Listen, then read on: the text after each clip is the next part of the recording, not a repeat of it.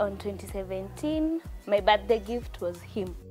Sometimes I could call her at night. We could speak for over 3 hours. Simu inakuwa moto. As I was walking down the aisle, kufika pale mbele, nainua hivi uso. Napata mtu amejaa machozi huku.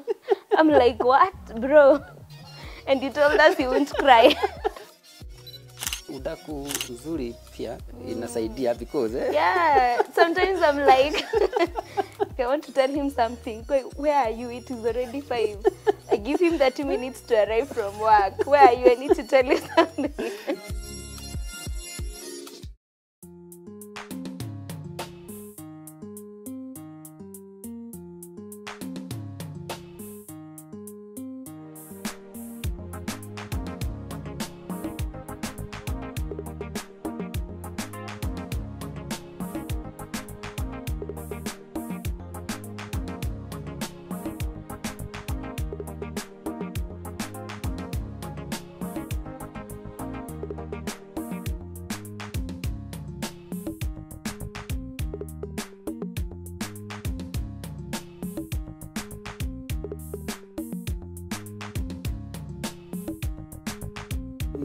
Joseph Ndege, watu wengi wanapenda kuniita Kamwana. Na nilikuwa campus walikuwa wananiita Wikipedia. So so this is Joseph Ndege and this is my person, eh? We are the Ndeges. Yes. Yes, and my name is Byron Ndege, and okay, I love God as my personal savior, and this is my husband. We've been married for 7 months, and we thank God for the far that he has brought us. One thing I love about him, he's very self-driven and so goal-oriented. Like whatever he wants, he must achieve it. And wherever he wants to go, he must go, irrespective of anything. Hata ukimwambia hiyo, as long as it is his dream, his goal, he must achieve it. Yes, so I really love that about him. He inspires me, even me, to dream and go for whatever I want, irrespective of all situations.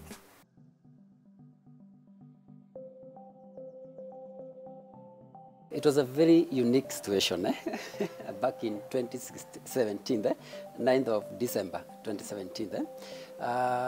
It was, in fact, it was my graduation day.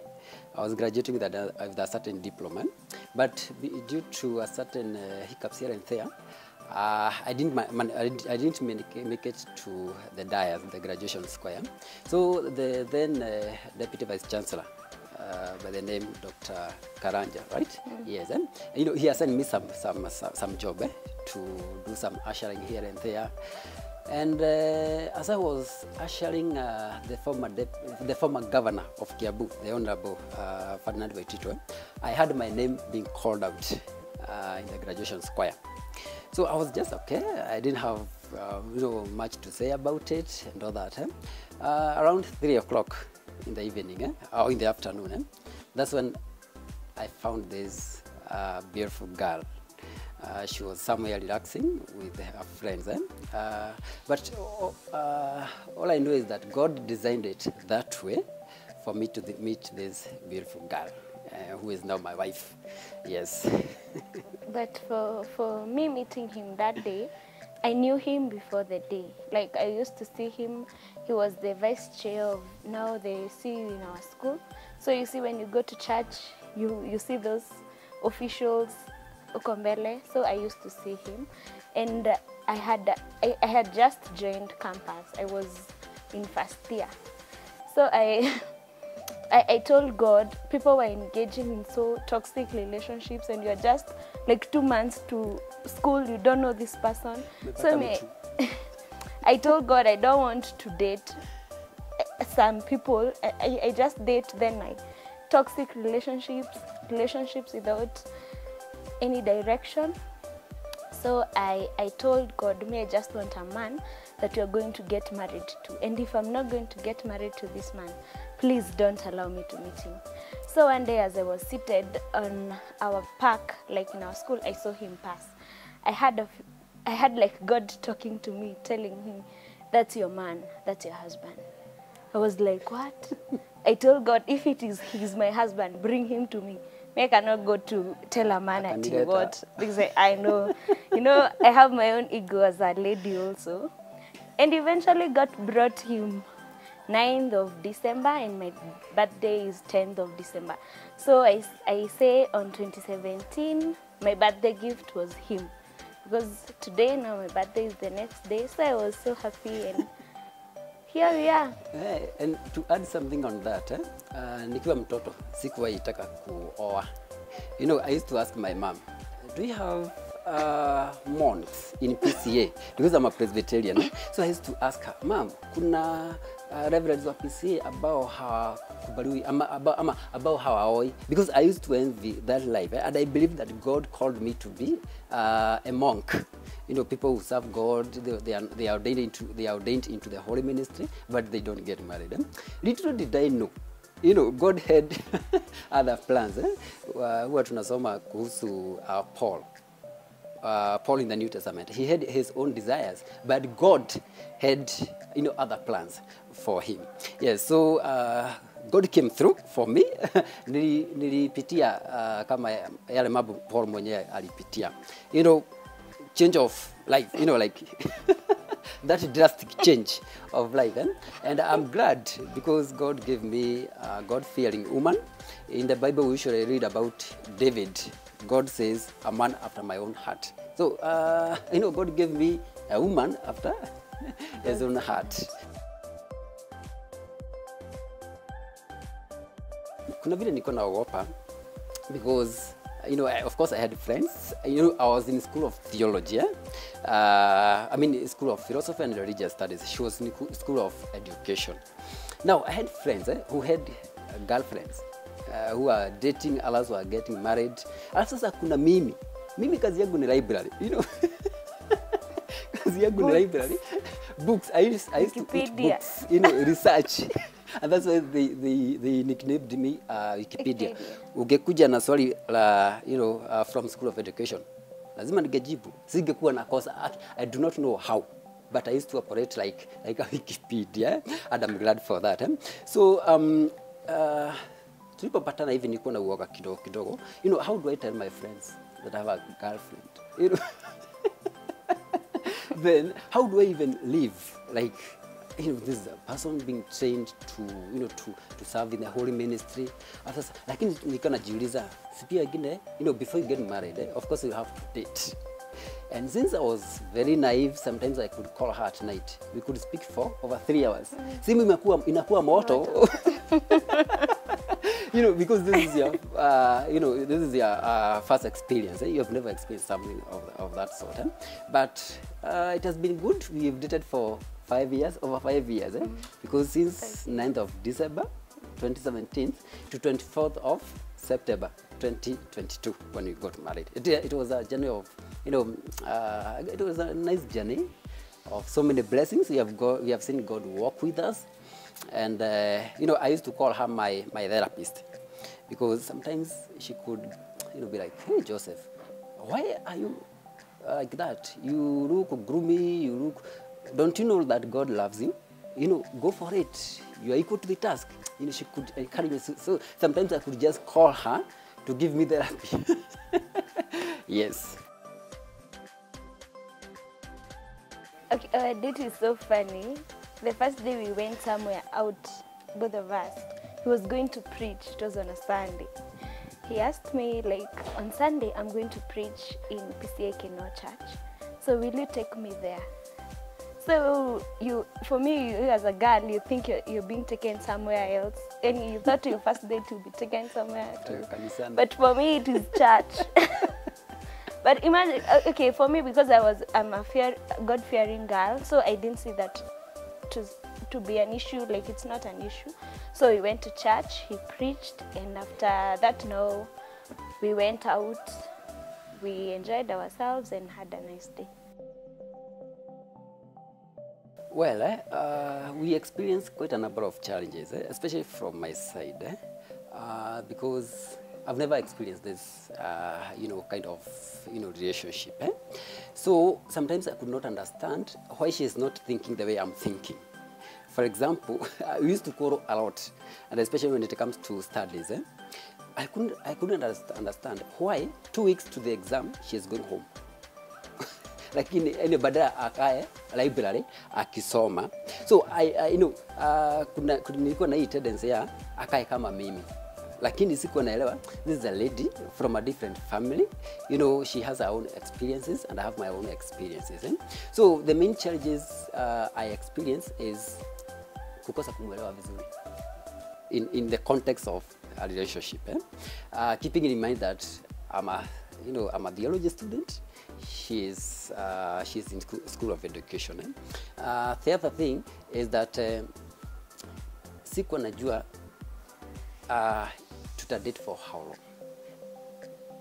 I didn't have a mentor, you know, or a person who, you know, who was willing to walk with me. So I was somehow in a confusion. How do I love?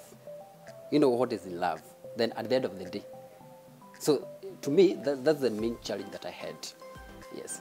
Okay, for me, most of the challenge, I think it was issues about education. That was one of the things that we used to quarrel about. Education. Like me, I can read today, exam is tomorrow, and I write.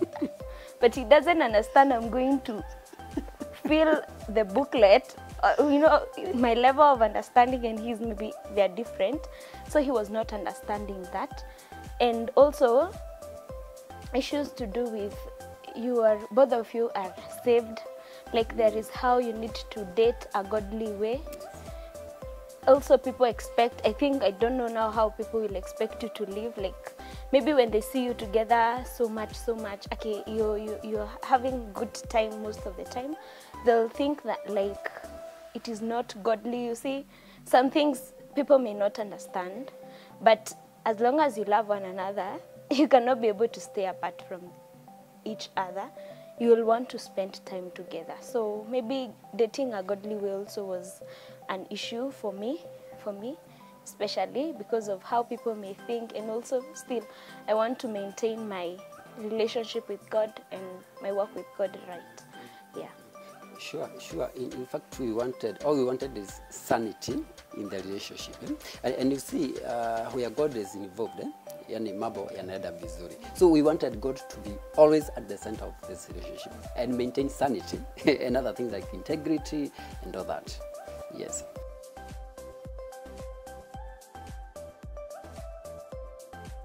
Well, our relationship was so open, such that hakuna mtu angeficha mwingine jambo. Because I want a relationship that will lead to marriage, and the same to her. So I started introducing her to my aunts who are around. Wazazi wangu wako Nyahururu. So nikamuintroduce kwa auntie yangu ako Keno and my cousins who are there. And so in the process, nikajua kwao nyumbani. Mom, shosh, cousins, pia uncles. Nakumbuka kuna wakati university yetu pale Kikuyu ilikuwa na shida kidogo hapa na pale. So I asked the university counselor, my friend John Mwenda, we call him Stoic, and a few students to accompany me to her place. Unajua nilikuwa naogopa. Nitaenda huko nikiwa nani? Nitauliza who are you boss? Lakini sasa nikaona wacha tuende tukiwa in a group of people. You know, kumjulia hali because tulikuwa tumekaa like is it almost a year. Yes, yes. Alikuwa hakuji shule. So I was concerned because I want as I graduate pia yeye apate degree yake. So sikutaka kumwacha nyuma because I knew what is in her and what God wanted us to do, you know, with our relationship. Yes. For me, I really found it easy for me to gel with the aunties. It was so easy for them because they are welcoming and friendly also. And also when it came to my mom and grandma, I really didn't tell them that he's my fiancé, but najua these people, you cannot lie to them. Because my mom was like, how can somebody from school organize these people to come and just visit you and they want you to go back? So you cannot lie to your parents, but it didn't come from me. They just knew, both of them. So for me, it was very easy, both sides, and also me meeting now the rest of the family. It has been an easy journey. Me, I told myself I'll not have pressure. I went for my gown on Tuesday, Saturday is the wedding. Sometimes I'm in the office and I'm like, oh, Joseph, you know you're married. You have to rush to to your house, and and all that.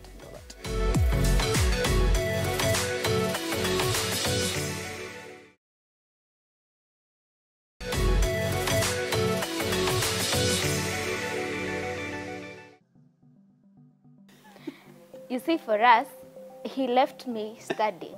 He finished before me. So, me, I'm feeling like now I'm coming to finish. Okay, I'm finishing school. Like, I need to settle. I don't want to go back home and just stay at home. I want to start my family. For him, I think he was not ready. I don't know why. Maybe he'll tell us. So, I had to push him. I used to ask him, when are you marrying me? Yes, me, I used to. We were doing this for marriage. You've come 5 years. 5 years is a long time. I don't want to start another year. Ya sita. Mwaka ya sita. Hapana. Surely. And also, I saw, as from now the experience, I saw as people date for long, they tend to have a lot of issues huko katikati. So you find a lot of people breaking up. So even me, I was afraid of that. Although we knew we are dating for marriage, but even the devil is ni mtu tu taingililia. So for me, I knew I want to get married to this guy, and me, I'm ready. Are you ready, my dear? So I told him I want to talk. Akanipeleka hata sikumbuki hiyo park ni gani. Taambia. It was like, ni mimi lawyer, ni mimi judge, ni mimi kila kitu. Yeye ni mfungwa. Mshtakiwa. Aniambie, when do you want me as your wife? I'm tired of being your girlfriend. Do something. So you see, I had to push. It was on January 2022. Sasa mimi nilikuwa nataka tufanye wedding April 2022. But he said he's not ready. But you see, my push ilifika mahali. That year, I became a wife. The same year. Like, ilikuwaje sasa tukafika, sasa tumepanga wedding. This lady you see here, anaweza kuwa prosecutor, judge, na akuweka pale jela kabisa. It was early last year, early 2022. She called me and she told me, we need to talk. Unajua ukiwa mwanaume uambiwa we need to talk, lazima ushtuke. So I was like, what do you want us to talk about? Kaniambia, now itabidi utafuta mahali tutakutana. So I remember ilikuwa my off day. So nikamwambia, all right, tukutane pale Michuki something hapa town. So we met, and the first agenda was, when do you intend to marry me? And I was like, God, hata sijamaliza my master's degree. So niko na pressure, assignments, exams, school fees, and you're coming to like, unaniuliza, when are you marrying me? Hey, hiyo siku nilikuwa na siku mrefu to answer questions. And I was, niwe very careful how I'm answering your questions. Yeah. Nisije nikahukumiwa, but we didn't agree on when to do our wedding. She was proposing April 2022, but nikaona kulingana vile nimejipanga kifedha, in terms of social capital, in terms of everything, nikaona hapa sijajipanga vizuri. So tulimaliza huo mkutano kama things are not really mambo yalikuwa yameenda south, but with the time, the good thing about our relationship, hakuna siku together hata siku moja 24 hours ishe bila kupigania simu. Kama nikukosea asubuhi, at the end of the day, I'll apologize, she'll apologize, and siku igeisha vizuri. So from there tukaendelea kuongea tukipanga 1 2 3 until sasa we concluded that our wedding should not, haifai kupita September. Yeah. Yes. Concerning proposal, I think I've never thought of such a thing. Okay, proposal. For him, he's not for that, of which me I had understood him, and nilikuwa nimekubali kabisa. Because proposal doesn't mean your marriage will last. So for me, I was like, I just want us to get married. Uko kama proposal, leave it. If it is not within you, we go, we move. Yeah. All I can say about wedding preparations, yetu tulifanya dowry, Then after 4 months, wedding. Our dowry payment, my dowry payment was on June 11th, and our wedding took place on 24th of September. So you can imagine, from dowry payment to wedding immediately, it wasn't that, it was not a walk in the park. I had to struggle a little bit, but all we wanted is a smooth process, and we made sure that all the procedures have been followed to the letter. So hakuna yenye ilirukwa ama na, let me say that all was well until we realized we had our names being read in the church, the first announcement that so and so is getting married. So that's when we started having butterflies here and there, because sasa imekuwa reality. But along the, the whole process was good, smooth, and I can also say that people really encouraged us and they came through for us. People from Kiabu, Nyahururu, Nyeri, Montreal, they really supported us to make sure that the whole process was smooth and good. It wasn't tedious. For me, the wedding process was, I'll say I was in it and somehow not in it. Yes, I wanted to get married, yes. But now when you start the process, you start feeling the pressure. Like, you meet in a committee, you do the budget, you're like, nyinyi mko na ngapi? Yeah, everything now is looking back to you.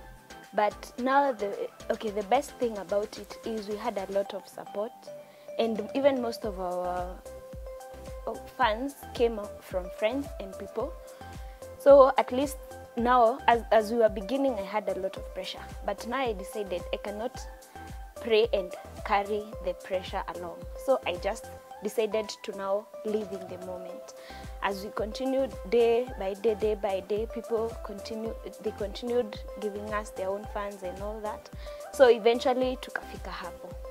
But me from my wedding, during our wedding process, one thing that was giving me a lot of stress, it was now the gown.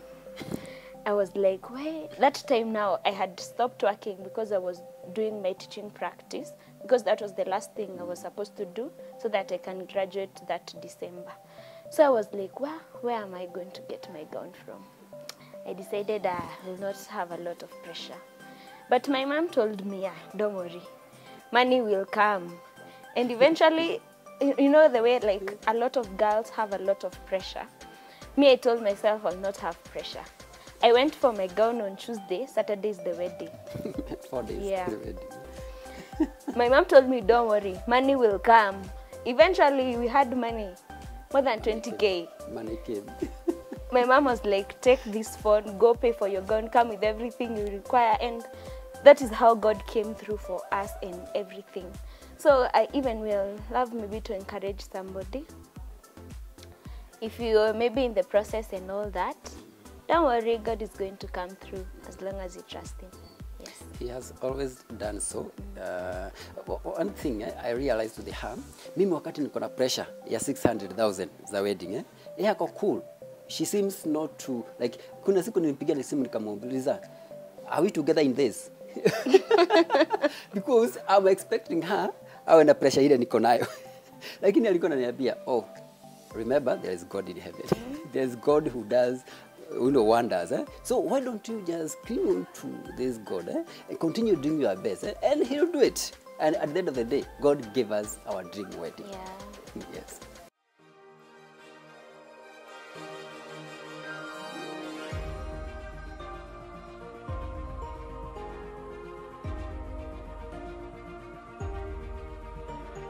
Okay, during a wedding, people that will be so emotional. Me, it depends. I don't force emotions. I was in the moment, but I was not emotional. But me, one thing I live to remember, especially during the church, as I was walking down the aisle, kufika pale mbele, nainua hivi uso. Napata mtu amejaa machozi huku. I'm like, what, bro? And he told us he won't cry. Okay, I felt like laughing. But I realized hundreds of people are looking at me. Let me just behave as a bride, not today. Because me, I didn't have those emotions. Like, you say your vows, you cry. No, I didn't. Let me just not lie. I Or didn't. you were off? I was not off. I was very much in the moment. I just wanted to live in my moment, but I didn't have, I was not teary. Let me just say that. I was just happy. I was so joyous. So I was like, wow, bro, you're unalia. Eh? So that one was my best moment. I was so happy. Even I remember, even as I watched the video and see somebody teary, I was like, ah, that's the best moment. I think for me, you know how it started. Of course, the groom gets into the altar first. Then the maids and the whole team. Sasa anakuwa wa mwisho. Now, I was staring at her. Alikuwa ameongozwa na our church secretary general, the PCA church secretary general, Reverend Dr. Ihenya. And I couldn't, like, what is this? Like, is this the kind of wedding I wanted? Then the way she was dressed, beautiful, and now plus, watu wameniangalia wote. I don't know, machozi ilitoka wapi. I just found myself crying. To an extent, ilibidi niiname na nisitoe handkerchief. Mtu asijaribu kuniona ama nikuote. But we saw you. But I was so emotional, with a lot of thanksgiving to God for making it happen. This is something that I've never experienced, and it is now something that, nitaishi kuambia watu, it is possible. God will make it happen, and He does it. Yes. No, we did our traditional wedding on June 11th, sorry. That was our traditional wedding, but Dowry. Our dowry payment. But now the first day that they came to say they want a girl in our home, that one was end of May. So after 2 weeks now, June 11th was our traditional wedding.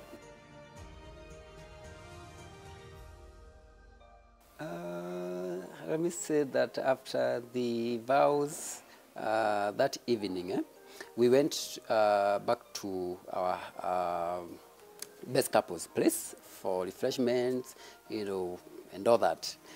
And it was like, it's still normal, like hakuna kitu kimeendelea.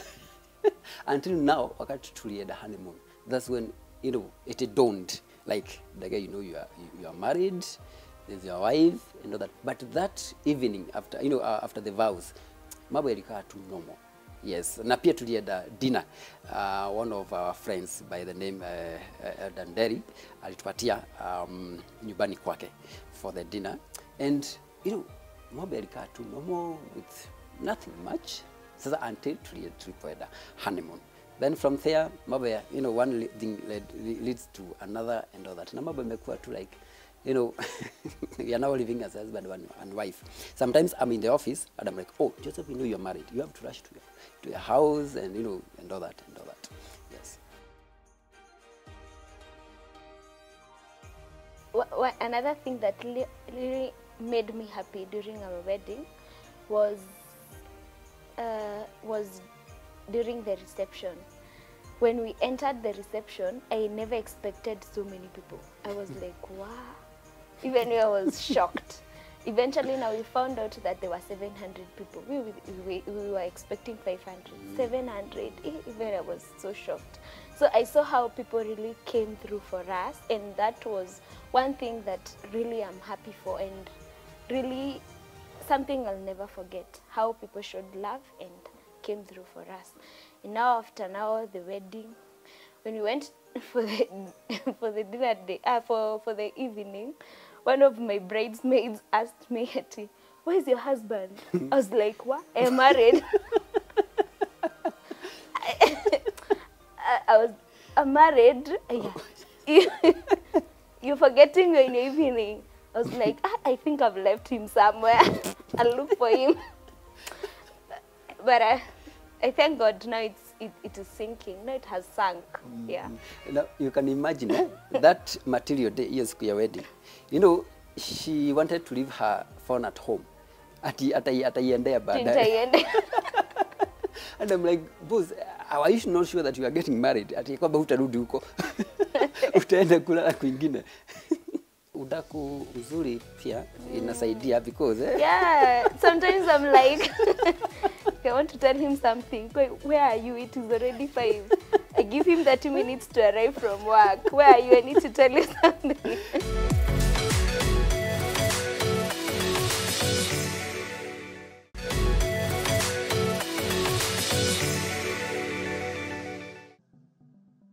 Okay, me, one of the memories that I love, there are many, but I'll just put them in, because it is almost the same thing. It is how since we met, it is how he has come through for me in life, like carrying my burdens like they are his. So those are the memories, especially those days I have challenges and he comes through like it is his own. I really love those days, especially like one I can remember. It was my last semester. I'm supposed to pay 16K. I don't have money. I told my mom, Mom, you know I'm supposed to pay 16K. My mom was like, you've never finished school? I was like, who am I living with? Because there was a bursary I had, so my mom thought that bursary has paid everything up to the end of 4.2. So I was like, Mom, I saw where to say Diani. So I had to call my pastor, and he always comes through. And eventually he came through. He paid the whole 16K. Now imagine somebody you're not married to. 16K for you, and he doesn't know if after that 4.2 you're going to tell him we've broken up and all that. So for me, the memories that I have for him that I always treasure is when he comes through for me in situations that you may expect that person to come through. Maybe he may not be able, or he doesn't want to. Best memories, there are many, but there is this particular memory that touched my heart. You know, in our church, you know, they usually conduct interviews for the holy ministry, those people who want to join the holy ordained ministry.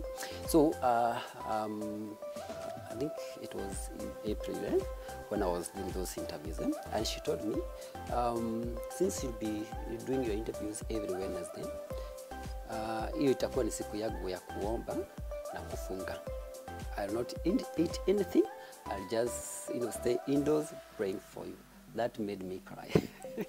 You can imagine such a person who will not do anything, not even eat, you know, or drink, but just pray for you for the sake of your success. That really touched my heart. Yes. So to make all I can say is that that's the most, you know, memorable moment for me. How do we keep romance alive in our marriage? Being intentional about everything we are doing, and doing it with a lot of love. Don't do it because it is your responsibility. We don't do it because, you know, personally I don't do anything because it is my responsibility. I do it because this is my marriage. I am intentional about it, and I want the best from it. And the other thing is that I want to see her grow and become that woman she has always wanted to be. Keeping in mind there is that unique purpose that God put in her. So it is my responsibility to make sure that it grows and it comes to pass, and that everything that God intends her to do, you know, it has come out clearly and it has been implemented and all that. So for me, all I do is to make sure that I'm intentional about everything, and whatever I do it with a lot of love. Yes, and also you find us in the house mostly playing a lot of games. Sometimes I can ask him a question, and then he asks me the other way around. Like he just wants us to play, have a good time. And most of the time he tells me, let us just go outside and walk. Yani we just walk, we just talk and have a good time, both of us. Na pia udaku mzuri pia inasaidia because yeah, sometimes I'm like whether it helps us, because I'm like, I want to tell him something. Where are you? It is already 5. I give him 30 minutes to arrive from work. Where are you? I need to tell you something. Udaku wa mambo tulifanya tukua campus, kitu ulifanya mzuri mahali, then ikaleta shagwe mingi. So ako udaku ni kazuri, and especially wakati una stress, umechoka, you just want to sleep. Then unakumbuka something. Hey, come, wake up. You know, we need to talk about this. So, by the way, it's really fun. That keeps us going. Yes. Well, of course, everybody has their own expectations. Now, there are those things that you expect maybe your wife or your spouse to do. For example, I expect her to, to be good to me all the time. Like to, she knows her responsibilities here and there. For example, I wake up in the morning and I want her to say goodbye to me and wish me well. And she's still asleep. And I'm like, when leo nitakuwa na siku mbaya, I have to wake her up. Hey, wake up. I'm leaving. How am I dressed? Like today, I changed mara mbili. I had put on, black and and a blue shirt. Then I had to wake up. Wake up. Nakaa aje? Hiyo. Then narudi ku iron tena and nakaa aje. Once she stamps that, then I'm good to go. I expect her to be that woman she promised me to be. Yes. Okay, for me, I didn't have a lot of expectations. I used to listen to people as they talk about marriage. One thing I love for me, one thing I love, as I enter into something, I love knowing more about something. I don't want to just enter into situations and I don't have any information. So I used to listen to people who have been in marriage for some years and also marriage coaches. Some of them, they used to talk about don't have a lot of expectations in your marriage. So I tried to lower mine. But now one of my expectations, I was like, when I wake up in the morning and I cook a lot of breakfast and he'll eat. For him, he wakes up and tells me, today I just want water. I'm like, surely, you're wasting my energy. Oh, that is good for the stomach. But I'm like, you're wasting my energy. So from, I decided I'll not cook. You just tell me, what do you want? It's because you're wasting my energy. How can I wake up and cook a lot and you'll not eat? So I decided this one, we'll negotiate in the morning. I'm not going to waste my energy all through. Yeah, it is bipartisan. So that is now something I've tried to cope with. When I'm just okay now with that. Yes, so I've lowered my expectations and taking one day at a time, because there are things you may expect them in life, not only in marriage, but they won't come. And there are things that might come you never expected. So for me, I just take one day at a time. I tell you why. Because in the morning, I'm very productive. So I don't want to take a heap of ugali or sausages. Alafu nifike kwa ofisi nilale. So I want to be productive. I'm very productive from 3 o'clock or from 4 to around 11. So I want to be focused. I don't want anything and usingizi ama distractions. I just want to focus on what I do. And within those 3, 4, 5 hours, naweza fanya kazi ya 6 days. Yes. So that's why I don't eat them. It's okay. Yes, like for me, I don't cook on Mondays. Mondays I'm off day, because he's off day. Right now I'm not working, so I'm at home. So when I'm at home, he wakes up in the morning on Mondays, make breakfast for us, lunch and also supper. So on Mondays I'm off. Even sometimes he washes the utensils, but still it depends. If he has a lot of work, maybe assignments and all that, I'll help him wash the utensils. But now from Tuesday to Sunday, that is my work. Yeah. Concerning our, our responsibilities in our house, to me, I like practicing biblical manhood, which is opposite of toxic masculinity. Toxic masculinity tends to dominate. You want to, when bibi in kazi yako and all that. To me, no. I'll do what I'm supposed to do. If maybe she's unwell and all that. And umesikia amesema, Monday is always my day. kwa nyumba. I'll wake up in the morning, prepare breakfast, do everything else while she is resting or doing other things. If she is, because she is still in school, anafanya mambo yake, aniachie siku ya Monday, hiyo ni siku yangu. And any other day that she feels, maybe she's unwell, ama amechelewa mahali, I'll get into the kitchen, do everything, because I must fulfill God's God's intention in our marriage or for our marriage. Why would I sit in the house and expect her to come back, home at 8 p.m. Diada jikoni? No, I decided not to. I decided to do away with toxic masculinity. I love to advise people, especially because some are dating. I love to tell people, just be intentional. Date for marriage if you want to date for marriage, and reveal yourself. Like, don't hide things. Let that person know you, because I've realized in those months we've been married, because we revealed ourselves to know one another, it has been so easy for us. So reveal yourself and take it one day at a time, and you will reach there. Good. My advice to my people, especially the young people, would be, you want to get married? Seek God's counsel. God first. At the end of the day, God. In the process, God. At the end of the day, in the end, God. Why God? It is God himself who ordained marriage. He established marriage and ordained it. So, meaning marriage is a divine product. So, and it ought to be respected. So, God then discipline in terms of what you deposit in your thoughts, discipline in terms of what you do. Then number 3, respect. Respect yourself, respect your body, respect your partner. And number 4, teamwork. Teamwork. Whatever you do, teamwork. And God will help you. God will always come through for you. He has done it for us. He will do it for you. Thank you. For me, my love, I love you so much. You've been one of my pillars in life, and I'll forever love you and be intentional in our marriage, and look forward to raising a godly marriage with you. I love you.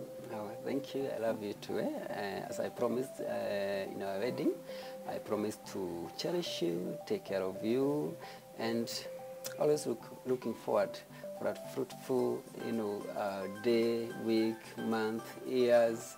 And it is our prayer that God will bless our generation. I love you too, and may the Lord help us to raise a godly generation, even as we serve people. Amen.